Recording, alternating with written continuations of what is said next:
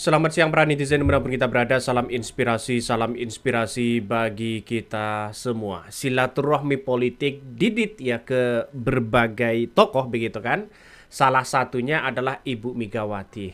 Ini menjadi perbincangan hangat yang sangat luar biasa. Seolah-olah ya apa yang dilakukan Didit ini bisa menyungkurkan Gibran. bikin ya Gibran ini panik begitu kan. Kenapa kok begitu? Karena bukan tidak mungkin Didit sekarang ini mempersiapkan diri untuk bisa menggantikan posisi bapaknya. Bisa saja terjadi begitu kan. Sehingga kontestasi politik ini akan berbeda. Tidak lagi membicarakan soal Gibran dan Jokowi. Tapi ya dia akan membicarakan siapa Didit itu. Ini ngeri bos ya. Politik-politik Didit ini walaupun terkesan hanya sebentar begitu kan, itu sudah melampaui dari Gibran. Kenapa Bang kok bisa mengatakan seperti itu? Coba. Didit ini kepada siapapun, apalagi ke tokoh-tokoh penting begitu seperti Ibu Megawati, seperti tokoh-tokoh yang lain begitu kan ya. Didit tanpa ada rasa apapun begitu mengandalkan seorang bapaknya. Coba bayangkan kalau seorang Gibran. Untuk menjadi wali kota Solo saja, apa yang disampaikan Hasto masih saja cawi-cawi sana sini begitu. Mengandalkan bapaknya dong. Apalagi menjadi wakil presiden, bos. Menjadi wakil presiden itu tentu yang mencari pekerjaannya adalah seorang Jokowi, bapaknya sendiri. Ngeri kan? Jadi bukan tidak mungkin ya pemakzulan-pemakzulan terhadap Gibran ini akan berjalan di tengah jalan. Karena apa? Karena melihat dengan apa yang dilakukan oleh Didit hari ini, silaturahmi sana sini, tapi pasti ada tujuan implementasi. Salah satunya adalah bisa menyatukan ya para mantan-mantan presiden itu. Yang dianggap sekarang bagaimana Jokowi dengan Ibu Megawati yang dianggap sudah pecah kongsi. Ngeri kan pada akhirnya. Jadi satu-satunya yang bisa menyatukan itu adalah Didit. Ya AHY, ya anak-anak presiden, ya ketemu halal bihalal di situ silaturahmi, yaitu seorang Didit, ya. Artinya apa? Artinya Didit ini walaupun terkesan sementara, tapi punya jiwa negarawan yang baik. Ya, punya mentalitas dan gagasan sendiri dibandingkan dengan seorang Gibran yang hanya mengandalkan sana sini. Kan itu logikanya.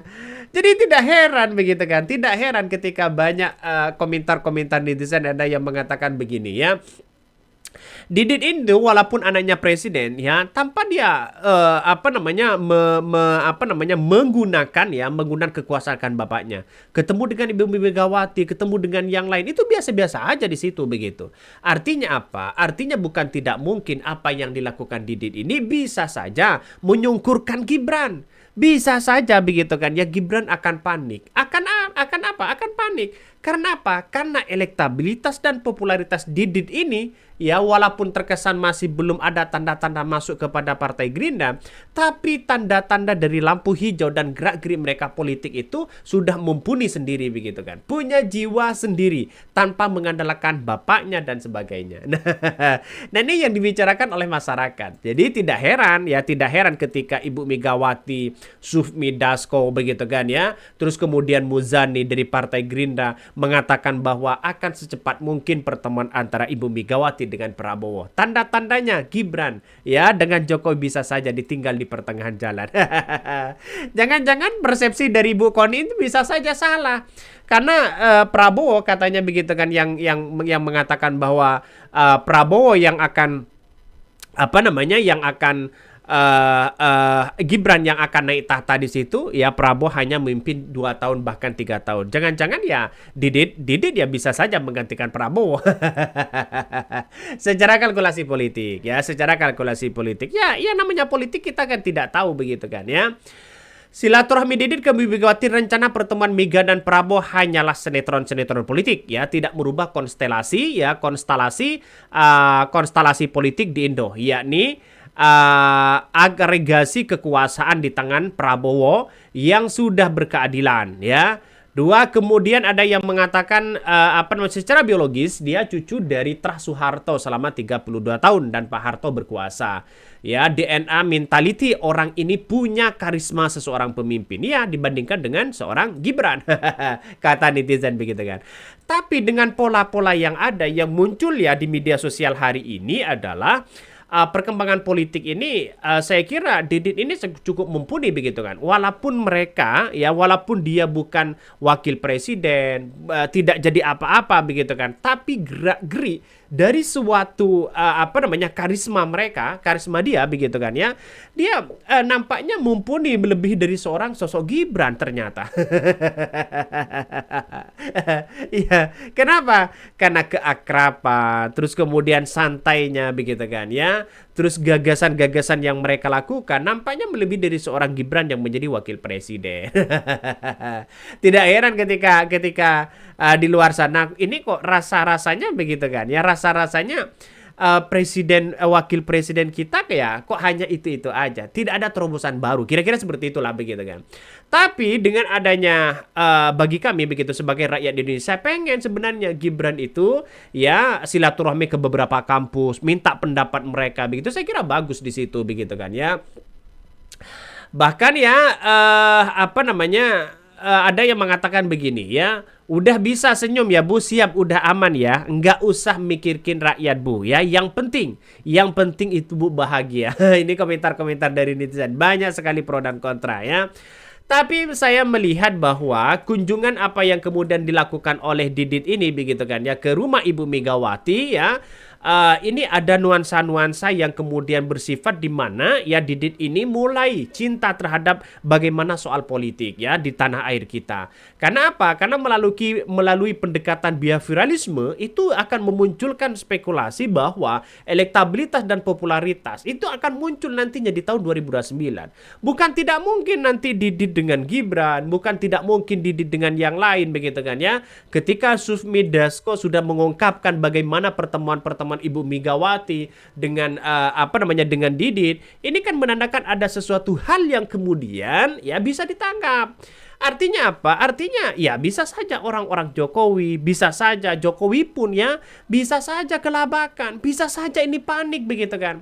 Makanya tidak heran nama Jokowi selalu disebut begitu kan, dan bahkan apa namanya, Wamin Dakri begitu mengatakan bahwa ada destinasi apa namanya, Jokowi di Solo begitu kan.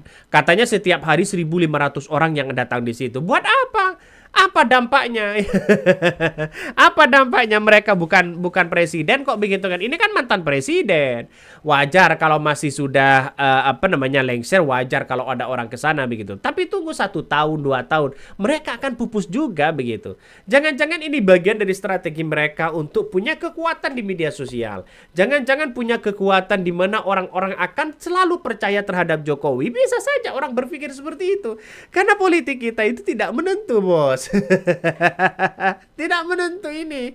Bisa saja rekayasa politik begitu kan ya. Kalau hanya rekayasa saja di sini, tapi para politis begitu kan ya, para politisi sudah paham begitu kan bagaimana gerak-gerik apa namanya, sosok seorang Jokowi ya, seorang Gibran, seorang para pendukung-pendukung mereka begitu kan ya.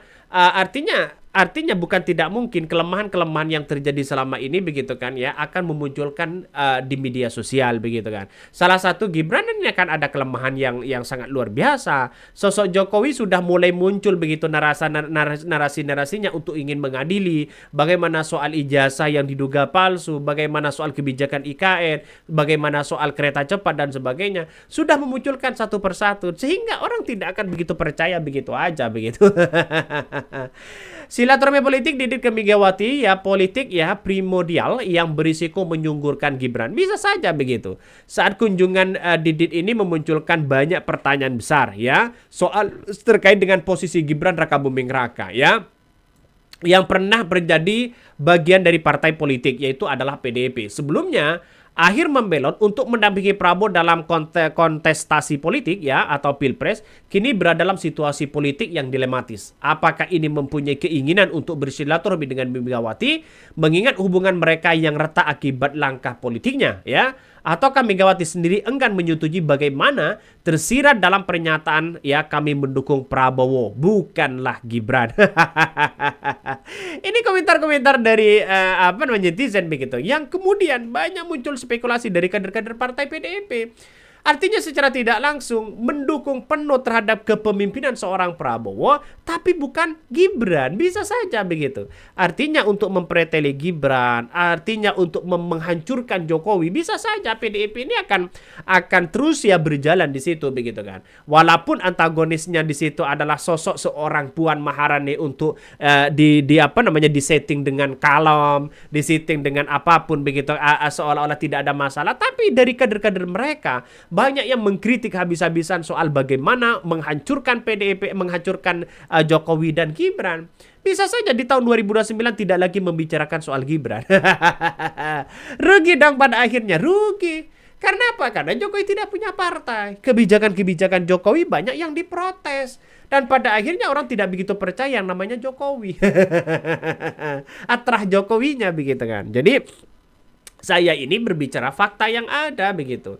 Artinya apa? Artinya pemimpin itu punya kelemahan dan kelebihan masing-masing. Tapi kalau kelemahannya banyak, ini yang perlu dikoreksi banyak begitu. Jangan hanya dibela sana sini. Datanglah Luhut membela Jokowi, datanglah orang-orang Jokowi di situ begitu kan, seolah tidak ada masalah besar. Padahal masyarakat sudah cerdas, ya sudah bisa menilai bagaimana ya posisi dari seorang mantan presiden. Bisa saja diadili oleh masyarakatnya sendiri.